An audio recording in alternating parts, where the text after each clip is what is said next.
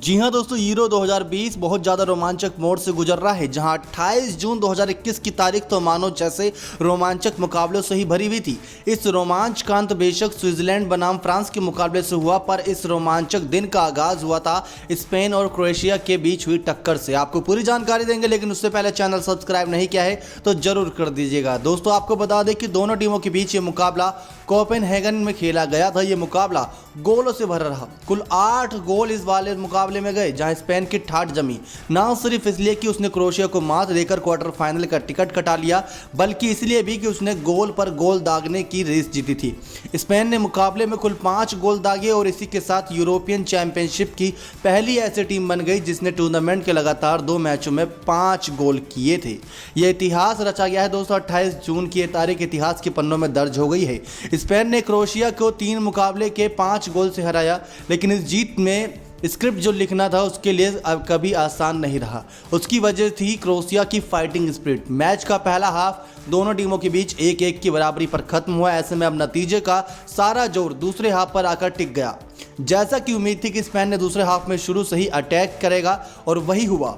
Spain ने धावा बोला और मैच के 57 मिनट में 2-1 की बढ़त ले ली। लेकिन दोस्तों, दूसरी तरफ क्रोएशिया भी किसी कोशिश जारी रखी। उसकी इसी कोशिश के बीच स्पेन ने मौका बनाकर एक और गोल मैच के 75वें मिनट में दाग दिया। यानी स्पेन की कुल बढ़त अब 3-1 की हो गई। क्रोएशिया के लिए मुकाबले बड़ी, पर उसने हिम्मत नहीं हारी, क्योंकि दोस्तों हिम्मत हार जाते तो बहुत मुश्किल हो जाती। लेकिन आखिरकार उसकी कोशिशें भी रंग लाई और मैच का 85वां मिनट एक ऐसा मोड़ लाया जिसको देखकर सब दंग थे। उसने स्पेन के गोल पोस्ट पर हमला बोला और गोल दागा। इसके बाद 90 मिनट के खेल के दो अतिरिक्त मिनटों में एक और गोल दागकर मैच को फिर से बराबरी पर ला खड़ा कर दिया। दोस्तों, अगर बीच में ही हार मान जाती तो दिक्कत हो जाती, लेकिन हार नहीं मानी थी। अब गोल दागकर मैच को बराबरी पर लाकर खड़ा कर दिया था। अब खेल के दोनों हाफ खत्म थे, पर मैच 3-3 की बराबरी पर खड़ा था। मतलब वक्त था एक्स्ट्रा टाइम का।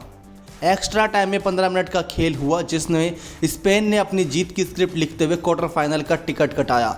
एक्स्ट्रा टाइम में उसने 100वें और 103 मिनट में गोल दागा।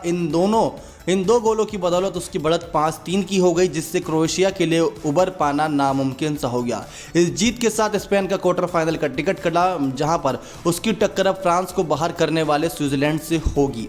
तो दोस्तों, ये था यूरो का 2020 का एक और हाईलाइट। आगे भी और जानकारी के साथ आपके साथ हाजिर होंगे नेक्स्ट 9 स्पोर्ट्स की रिपोर्ट।